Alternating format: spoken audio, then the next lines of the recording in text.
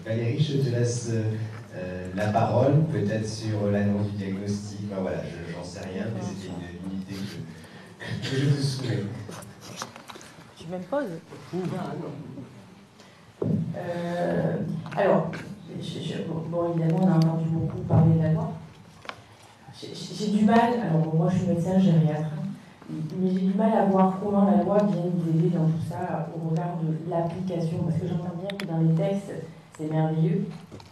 À voir après comment ça s'applique, hein, parce que si je vais vous dire maintenant la petite réflexion que je me suis faite quand je vous ai écouté, je me suis dit, tiens, dans ce cas, il y a un avant et un après, avec un événement déclenchant qui est quand même bien particulier, qui est le diagnostic et l'annonce du diagnostic. Donc, en tant que médecin, je me dis, ne fais plus de diagnostic. Donc, bon, je vais juste dire la remarque que je fais par rapport à ça, parce que c'est pas si facile que ça et pas si caricatural. Le cas, il y en a tous les jours. Je suis de la caricature inverse, il y en a. Alors, je me dis, je suis traumatisée par la loi, madame.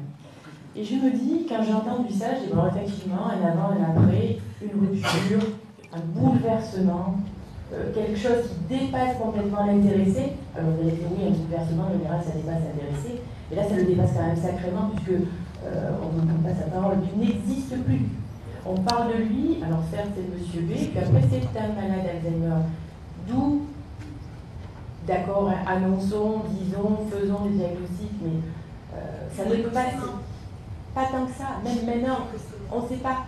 Derrière le mot maladie d'Alzheimer, je reviendrai par rapport à ce que j'avais entendu à la précédente session, derrière le mot maladie d'Alzheimer, c'est quelles sont les conséquences de cette maladie aujourd'hui sur l'état de santé de l'individu.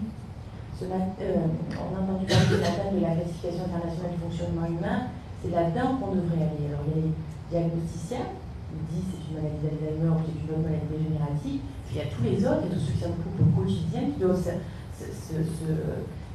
s'intéresser aux conséquences de la maladie. Et elles sont différentes chez chaque malade. Et c'est ça qui est intéressant parce que ces conséquences, elles sont ainsi tel jour, elles seront différentes le jour d'après, et etc., dans une longue évolution. Donc je crois qu'il y a ceux qui font le diagnostic, très bien, il y a les autres. Et tous ceux qui s'en occupent au quotidien, qui participent à cette évaluation des conséquences de la maladie. Donc là, on ne connaît pas. Donc, on a un malade à un moment, et je me suis dit, bon, finalement, grâce à cette maladie, ben, c'est un jugement qui se passe.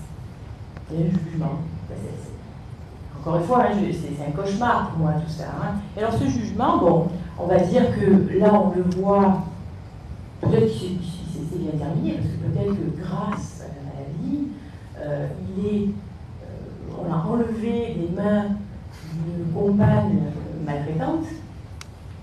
Donc, ça se finit très bien, on l'a sauvé grâce à une collaboration très bienfaisante de la famille, des médecins et des juges.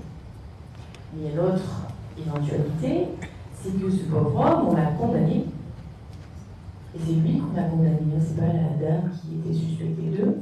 On l'a condamné à être séparé d'une compagne qu'il avait choisie, on l'a condamné à vivre ailleurs, différemment de ce qu'il avait peut-être choisi, mais on ne sait pas.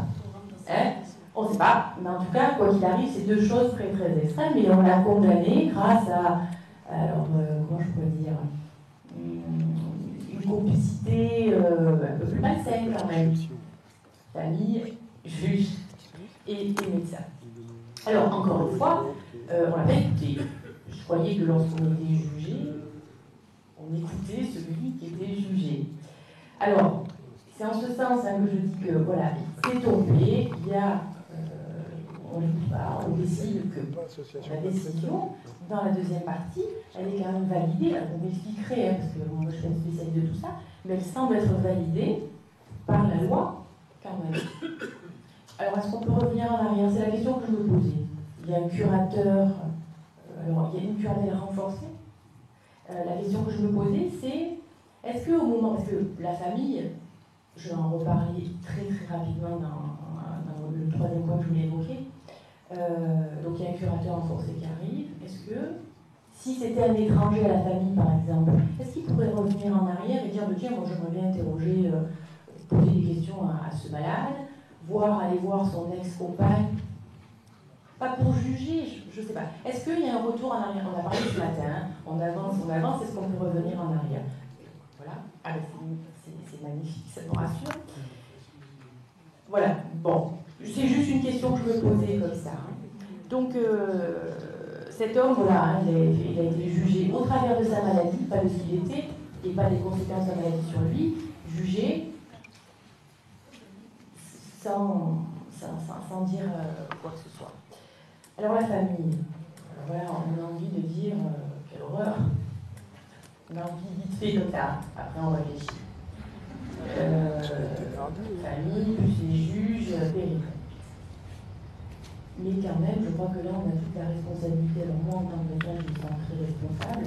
Et je me dis peut-être que si cette famille semble faire beaucoup de mauvais choix, c'est parce qu'on ne l'a pas aidé, qu'on ne l'a pas informé, qu'on n'est pas allé très loin dans l'information, dans tout ce que vous voulez, pour éviter qu'elle soit dans cette décision qui, je pense que c'est bonne ou pas bonne, et puis c'est pas grave, pour éviter radicale en tout cas. Hein, voilà, on ne peut pas les laisser seuls parce que cette fille, finalement, la sent quand même très seule. Et vous m'avez dit que elle seule, vous a témoigné de cette histoire. Vous n'avez entendu aucun des autres protagonistes, je dirais. Voilà. Alors, juste, je finis, parce que après, vous avez quand même guidé. Vous dites, rapport justice-famille, ça ne peut pas en rester là. Dans la maladie d'Alzheimer, il n'y a pas la justice, il n'y a pas la famille, il y a tous les autres. Donc ces rapports malades, quand même, justice, famille, médecin, intervenant au domicile, et alors là, on a toutes les professions qui interviennent à un moment donné ou à un autre. Ça ne peut pas être qu'un rapport binaire, à mon sens. Donc il n'y a que comme ça qu'on fera un peu moins de bêtises, en ayant des rapports beaucoup plus interprofessionnels.